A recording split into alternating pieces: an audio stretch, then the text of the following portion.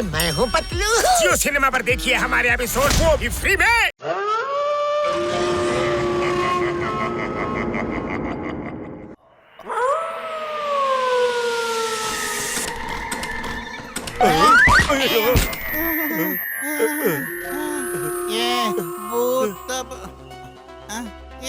ಭೂತ ಬಂದ್ಬಿಟ್ಟಿದ್ಯಲ್ಲ. ನಾನು ಭೂತಾನೆ. ನಿಮ್ಮ ಜೀವನದ ಭವಿಷ್ಯವನ್ನ ನಾನು ಬರೆಯೋದಿಕ್ಕೆ ಬಂದಿದ್ದೇನೆ. ನಾವು ನಿಮ್ಗೆ ಏನ್ ಮಾಡಿದ್ವಿ? ನಾನು ನಿಮ್ಮನ್ನ ಭೂತ ಮಾಡಿ ನನ್ ಜೊತೆ ಕರ್ಕೊಂಡು ಹೋಗ್ತೀನಿ. ಆಗ ನೀವು ಯಾವುದ್ರ ಬಗ್ಗೆನೂ ಚಿಂತೆ ಮಾಡ್ಬೇಕಾಗಿಲ್ಲ.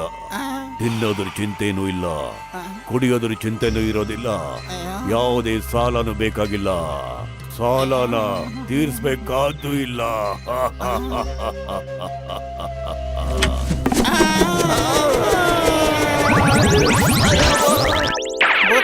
ಭೂತರಾಜ ನೋಡು, ನಮ್ಗೆ ಯಾವ ಚಿಂತೆನೂ ಇಲ್ಲ.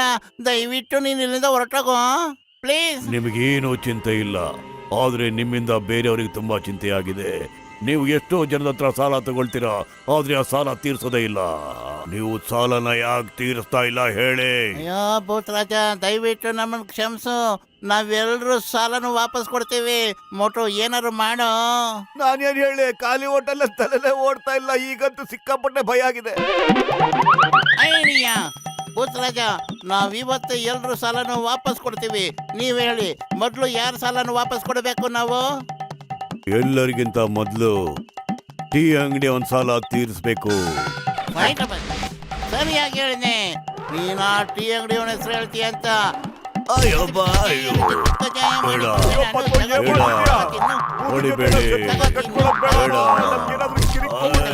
ಕೈ ಮುಗಿತೀನಿ ಪತ್ಲ ಬೇಡ ಕಣೋ.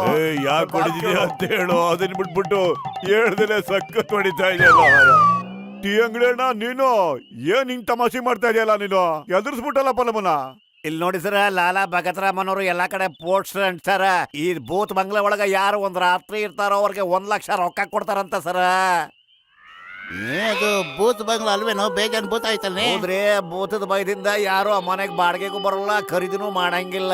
ನೀವು ನನಗೆ ಯಾವಾಗಲೂ ಕೈ ಕೊಡ್ತಿದ್ರಲ್ಲ, ಅದಕ್ಕೆ ಭೂತ ಆಗಿ ನಿಮ್ ತವ ವಸೂಲಿ ಮಾಡೋಣ ಅಂತ ಬಂದೆ ಸರ. ಒಂದು ರಾತ್ರಿಯಲ್ಲಿದ್ರೆ 1 ಲಕ್ಷ ಕೊಡ್ತಾನಂತ. ಏನತ್ತೆ ಮೋಟು, ಹೋಗಣ್ವಾ?